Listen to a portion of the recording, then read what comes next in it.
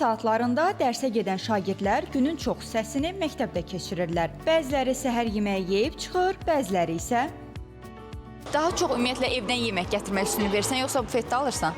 Bufetdə. Sağlamlıq baxımından məsələn nə yeməklərini bəyənirsən? Burger. Amma burger sağlamlığa ziyandır axı. Kotlet olsun, makaron olsun, bunlara daha çox üstünlük verirəm. Yəni, bunlar daha çox doyuzdurar məncə. Ən çox makaron alıram, bir də ayran. Çünki onlar mənim ən sevdiyim yeməklərdir. Onları yeyəndə yəni özümü yaxşı hiss edirəm. Hansı qidalardan istifadə edirsən bufetdə alarkən? Qidalardan paket qidalarından, məsələn, kruasan filan elə. Həftədə 1-2 dəfə bufetdən yemək alıram. Çox var özümdən gətirirəm. Amma belə hal-hazırda yanımda yemək yox idi deyə bufetdən aldım. Mən evdən yemək gətirirəm daha çox. Bufetdən güvənmirəm. Əslində vaxt etibarı ilə evdən daha çox qoyuruq ki, çünki tənəffüsünə görə, tənəffüsdə düşürlər aşağı, biraz dərsə gecikmə falan ən çox evdən qoyulur.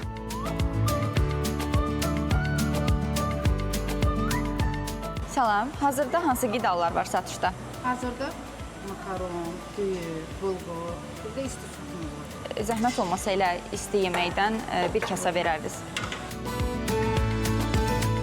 Təşəkkür edirəm. Bəli, satışda olan belə qidalar var ki, şagirdlərin qida rasionunun düzgün qurulmasına xidmət eləyir.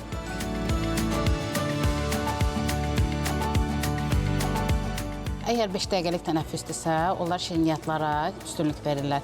15 dəqiqəlik tənəffüsdə isti yeməklərə, makaronda, isti mərci supada onu yeyirlər, bulqurdur, düyüdür, belə yeməklərə daha çox üstünlük verirlər. Şagirdlərin sağlam qidalanması üçün məhz belə təlimat vərəqləri yerləşdirilir ki, məhz burada məktəb bufetlərində satılmasına icazə verilməyən məhsulların siyahısı öz əksini tapır. Məsələn, istifadə müddəti bitmiş, bir gün əvvəl hazırlanmış qidalar, baytarlıq nəzarətindən keçməmiş kənd təsərrüfatı heyvanları və digər kimi məhsullar məktəb bufetlərində satışı qadağan olunur. Mütəxəssislər bildirir ki, gün ərzində düzgün bölünmüş qida qəbulu uşağın fiziki aktivliyini artırır və dərsə adaptasiyasına təsir eləyir. Sadə, amma balanslı seçimlər, məsələn, meyvə, süd məhsulları, zülal tərkibli qidalar məktəblilərin gün boyu stabil enerjisini təmin eləyir.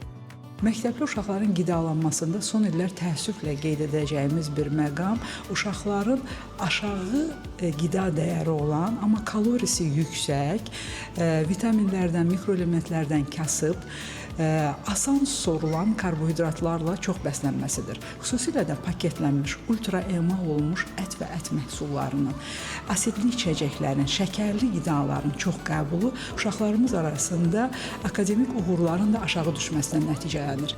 Məktəblilərin düzgün qidalanması yalnız fiziki inkişaf üçün deyil, həm də uşaqların diqqətinin və yaddaşının formalaşmasında mühüm rol oynayır. Bu səbəbdən valideynlərə tövsiyə olunur ki, məktəblilərin bəslənmə çantasına heç olmasa gündəlik su, çərəz və meyvə qoysunlar. Jalə Gözəlova, Sabir Şahvələdov, Teli Səhər.